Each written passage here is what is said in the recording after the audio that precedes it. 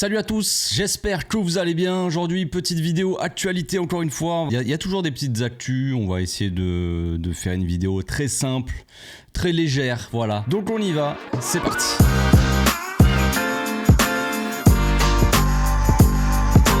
Au passage, n'hésite pas à nous rejoindre si c'est pas encore fait et à partager la chaîne autour de toi, ça fera plaisir à tonton. Avant de démarrer cette petite vidéo, sachez que vous le savez bien, l'Euro va bientôt démarrer, donc on va essayer de suivre ça d'assez près. On va faire quelques débriefs. Concrètement, j'ai prévu de faire des débriefs un maximum. Alors je pourrais pas tout faire parce que des fois je peux pas. Tout simplement, des fois ça colle pas, il y a des matchs qui sont proches ou alors il y a d'autres trucs. Par exemple, il y a le Barça B qui joue, il y a le Barça B ce week-end et le week-end prochain. Il va y avoir plusieurs choses en même temps. Le Barça B est match de l'Euro, donc il y a des fois je pourrais pas le faire. Il y a des fois aussi où je fais des live gaming sur mon autre chaîne ou sur ma chaîne Twitch. Donc je pourrais pas faire tous les matchs. Voilà, je pense que je décalerai d'habitude les live Club Pro, c'est le lundi. Le lundi prochain, il y a deux matchs, alors je sais plus lequel, il y a un match à 18h et surtout à 21h, il y a la France, donc je ferai pas de live le lundi, je ferai probablement le mardi, donc du coup je vais louper le Portugal. Mais concrètement, je vais faire des débriefs je vais essayer de faire un maximum de débriefs de la France, de l'Espagne évidemment, de l'Allemagne, de la Belgique et du Portugal. Voilà. Il y aura les Pays-Bas par exemple quand il y aura Pays-Bas France. Sinon après les Pays-Bas en soi ça m'intéresse pas plus que ça. À chaque fois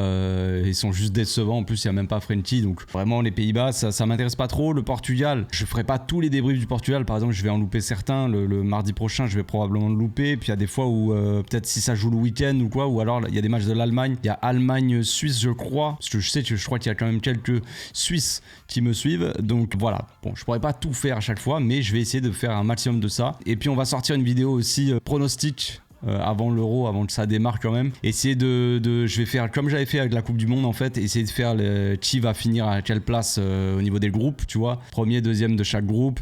Essayer de faire le jeu. Sur le site de l'UEFA, il y a un jeu qu'on peut faire. Et on peut faire, voilà, quelle équipe va gagner, tac, finir premier, passer au tour suivant, et puis jusqu'à la finale, et puis essayer de pronostiquer un petit peu le gagnant de l'Euro. La dernière fois, j'avais pronostiqué l'Argentine championne du monde. Bon, je pense que j'étais pas le seul. Bon, voilà. On avait eu raison, mais il y a eu quelques trucs, genre par exemple, j'avais dit que la France allait sortir assez tôt, je les voyais pas aussi bien, et finalement, ils sont allés en finale, donc voilà. On va voir tout ça. Probablement, je sortirai ma vidéo pronostic Euro demain avant que l'Euro commence quoi. Donc on va commencer cette vidéo par parler du deal avec Nike. Les choses vont s'accélérer. Normalement ça devrait être imminent. On l'attendait déjà, hein, ça devait être annoncé fin de semaine dernière. On est mercredi, ce n'est toujours pas annoncé. Bon, c'est pas hyper grave, mais l'objectif est quand même de régler tout ça et de revenir au 1 pour 1 avant le 30 juin, avant le début du mercato officiel et qu'on puisse vraiment travailler dans de bonnes conditions. J'avais déjà parlé des chiffres un petit peu concernant le deal Night, ça parlait de 100 millions ou 150 de primes avec un contrat de 100 ou alors l'inverse, 100 millions de primes avec un contrat de 150. Bref, il va y avoir énormément d'argent qui vont entrer, ça va être le deal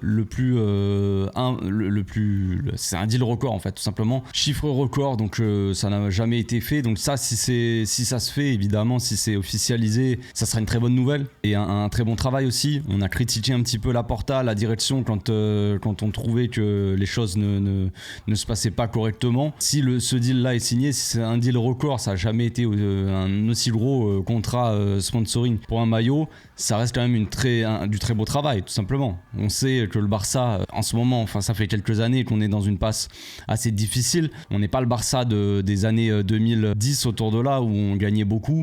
On est un Barça plus en reconstruction, plus où Messi est parti. On n'a plus de grosses stars vraiment dans cette équipe. Avant il y avait Neymar, il y avait Messi principalement. Après avant il y avait des Ronaldinho. Il y a toujours eu ces dernières années quand même des grosses stars dans l'équipe. Et là c'est plus trop le cas. Nos stars c'est des jeunes principalement, donc c'est pas des joueurs qui sont très. Il y a du marketing autour de ça. Lamine Yamal, tout ça, Pedri, Gavi, ça fait vendre, mais pas autant que Messi, que Neymar, tout ça, évidemment. Non, voilà, on espère que ça va suffire pour revenir au 1 pour 1 et qu'on puisse vraiment travailler, faire un mercato dans les bonnes conditions, parce que franchement ça fait des années qu'on attend ça et au bout d'un moment c'est un peu long quoi. Donc qui dit mercato, qui dit été et qui dit Barça dit Gérard Romero évidemment. On a quand même quelques news de Gérard, de ce bon vieux Gérard qui n'est pas encore très excité sur sa chaîne Twitch, mais ça ne saurait tarder évidemment. Donc Gérard il nous dit que si le Barça a atteint le 1 pour 1 sur le mercato, l'intention du Barça ce serait de faire 4 départs et 4 arrivées, donc renouveler un petit peu cet effectif. Bon, c'est assez marrant quand on nous a dit que quand même Xavi il comptait renouveler un peu l'effectif et et qui s'est fait virer pour ça. Là maintenant on apprend que si on revient au 1 pour 1 quand même on pourra renouveler l'effectif. Bon bah, c'est assez bizarre hein, tout ça, les infos comme ça c'est assez marrant, mais si on les met bout à bout comme ça c'est n'importe quoi, mais c'est toujours marrant. Je trouve que c'est assez clownesque, mais on va pas revenir là-dessus, c'est bon, c'est pas le sujet. L'important c'est voilà, c'est ça, c'est qu'il y aurait 4 départs, 4 arrivées, donc quels seraient les départs? Je pense qu'on pense tous un petit peu au même joueur. Ça parle de Ferran Torres qui serait courtisé par Newcastle. Apparemment ça propose un 15 millions plus 5 de bonus. On pourrait se dire que 15 millions c'est pas un prix, c'est pas un montant très élevé quand même. On a payé 50 millions je crois à peu près Ferran Torres. Est-ce qu'on serait en bénéfice parce qu'on l'a payé en plusieurs fois le Ferran Torres, et avec le salaire tout ça, il y a l'amortissement. Alors je suis pas gestionnaire les gars, je suis pas comptable, mais avec tout ça, est-ce que on serait en bénéfice ou pas de le vendre 15 millions, ou est-ce qu'il faut un montant particulier, c'est-à-dire arriver au moins genre peut-être 30, tu vois, ou 20, un truc dans le genre, et là on sera en bénéfice. Est-ce qu'avec 15 millions on sera en bénéfice? Je ne sais pas. Tout ce que je sais c'est que Ferran Torres il est coté à 30 millions, donc le vendre 15 ça serait quand même pas ouf. Je sais que tout le monde veut le voir partir, oui. Ferran Torres, à mon avis, doit partir du club, surtout si Flick ne compte pas spécialement sur lui, ça n'a aucun sens de rester, c'est évident. Maintenant, 15 millions, il ne faut pas le vendre non plus, paraître désespéré. Le but, c'est aussi de revenir au 1 pour 1, mais c'est aussi de revenir à un club qui sait vendre. On l'a jamais vraiment été, mais ça serait bien que, tu vois, qu'on commence pas à paraître désespéré. Il faut absolument vendre Ferran Torres, on le vend à n'importe quoi les gars, 5 millions c'est bon, prenez-le. Non, il faut aussi redevenir un club sérieux et essayer de vendre des joueurs. Si vous voulez acheter un joueur, même si on est d'accord pour le vendre, on est d'accord, mais il va falloir mettre le prix aussi. Alors 30 c'est peut-être un peu cher, mais 15 ça me paraît quand même un peu léger je pense. Donc après, quels sont les autres départs, quels sont les autres arrivées? Bon, c'est pas vraiment le sujet de la vidéo, on va pas commencer à parler de tout ça. Franchement, il y a des joueurs qui doivent partir, des joueurs comme Sergi Roberto et Marcos Alonso par exemple, mais ça c'est des joueurs qui sont libres, qui sont en fin de contrat là, donc soit on les prolonge pour les garder, soit on les laisse partir. Donc les laisser partir ça serait bien. Je pense pas que ça soit compté vraiment comme des départs, en tout cas c'est pas compté comme des ventes. Du coup il y aurait Ferran Torres en vente, je pense Oriol Romeu qui serait vendu à Girone, mais vendu pour rien à mon avis, donc il y aurait un délire je sais pas d'arrangement, je sais pas exactement comment ça va se passer. On l'a acheté pour pas grand chose, mais apparemment Girone veut le récupérer mais gratuitement quoi. Donc c'est pareil, si on le libère de son contrat à 0, est-ce qu'on considère ça comme un départ, comme une vente? Est-ce que ça rentre dans ces 4 ventes là? Je ne sais pas. Donc après évidemment ça va beaucoup parler de Frenkie, de Ronald. Est-ce qu'on doit les vendre tout ça? Ronald on sait toujours pas s'il va prolonger, mais après si on parle de 4 ventes, évidemment il y a des joueurs qui vont revenir au club et qu'on doit vendre. Ça parle de Dest, ça parle de Clément Lenglet par exemple. Ça c'est des joueurs qui sont là depuis des années et t'es là mais qu'est-ce que vous faites? Quand est-ce qu'ils vont se barrer frère? Clément Lenglet, frérot, il a un contrat à vie avec le Barça ou c'est comment? Le gars, il a une loge VIP dans le truc, il veut pas partir. Va-t'en, Clément, on est frérot, on a le même prénom. Mais frérot, s'il te plaît, va-t'en, va-t'en. On n'en peut plus. On n'en peut plus. Même toi, pour ta carrière, avance, fais quelque chose d'autre. Tu vois, passe à autre chose. Mais j'ai rien contre toi, Clément. T'as l'air d'un mec très très sympa. Si tu regardes cette vidéo, ça m'étonnerait. Mais si jamais t'as l'air d'un mec adorable, je pense qu'on serait même peut-être potes dans la vie, tu vois. Peut-être pas, en fait. Mais voilà, mais s'il te plaît. Frérot, s'il te plaît, fais-nous ce plaisir. Donc on va pas passer sur les rumeurs Nico Williams, des choses comme ça, parce que Nico Williams apparemment il voudrait il voudrait absolument venir au Barça déjà. Je pense qu'il y a cette connexion aussi avec Lamine Yamal, avec Pedri. Il y a cette, on voit l'Euro, on a vu des vidéos, des trucs aux entraînements, ça fait des mois et des mois qu'on voit.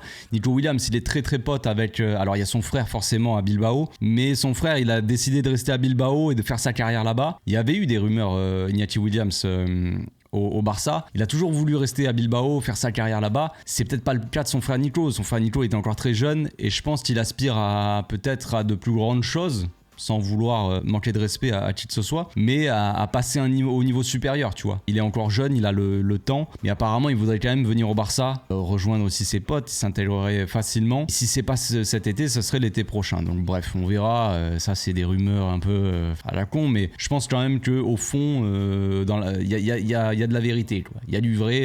Je pense que Nico Williams a vraiment envie de venir au Barça et je pense qu'il y a un intérêt aussi du Barça pour Nico Williams. Bon, sinon on finit avec la dernière petite info qui est l'info pour moi la plus réjouissante de la journée, enfin en tout cas pour le moment, c'est la prolongation de Marc Bernal, les amis. Et oui, ce n'est pas encore officiel, mais accord total. Il y a un contrat jusqu'en 2026, parce que vous savez, les joueurs qui sont encore mineurs, ils n'ont pas le droit de signer des gros contrats. Donc je pense qu'il signe un contrat quand il aura 18 ans, sur l'année de ses 18 ans. Puis après, il y a 2 ou 3 ans en option que le club peut rajouter. Donc à ce moment-là, on verra pour prolonger. Pour l'instant, il n'y a pas une grosse clause, c'est supérieur à 15 millions, un truc comme ça. Donc c'est très léger. On peut pas signer, comme je l'ai dit, on peut pas faire de gros contrats à des jeunes comme ça. C'est pas légal. On reste dans la légalité en faisant des petits contrats, tu vois, comme ça. Mais c'est tout. Donc ça, c'est une bonne nouvelle. La bonne nouvelle aussi, c'est que apparemment, il viendra en pré-saison. Il sera appelé en pré-saison. Moi, je pense que Marc Bernal a un très gros potentiel de toute façon. Je pense qu'en termes de profil, c'est un profil que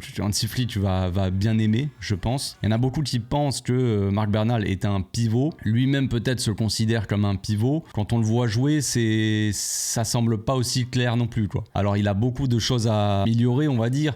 C'est encore un très jeune joueur qui peut énormément se développer. On ne sait pas comment il peut se développer. Est-ce qu'il peut se développer plus côté défensif ou plus offensif? Mais à l'heure actuelle, à l'instant T, Marc Bernal est un joueur très polyvalent qui joue dans un double pivot dans l'équipe de Marquez, au Barça B. C'est un joueur donc qui joue dans le double pivot, donc qui défend plutôt bien, même si c'est pas non plus par exemple, prenons l'exemple de Casado qui est son double dans le double pivot. Et ben Marc Casado va être plus agressif sur le porteur, plus le côté défensif, et Marc Bernal plus le côté box to box un peu.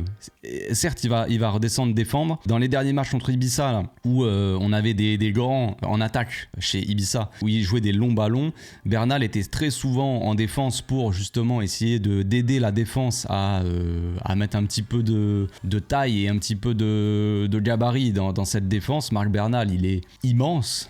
Franchement, il est jeune, il est immense. Je l'ai déjà dit, moi je l'ai vu en vrai, je l'ai vu la dernière fois et il était à côté de moi. J'avais pas envie de le déranger, mais bref, on le voit quoi. On le voit en vrai, il est quand même assez impressionnant. Le gars, il a 17 ans, il a des frères, il a des cuisses, il est très grand, très imposant quoi.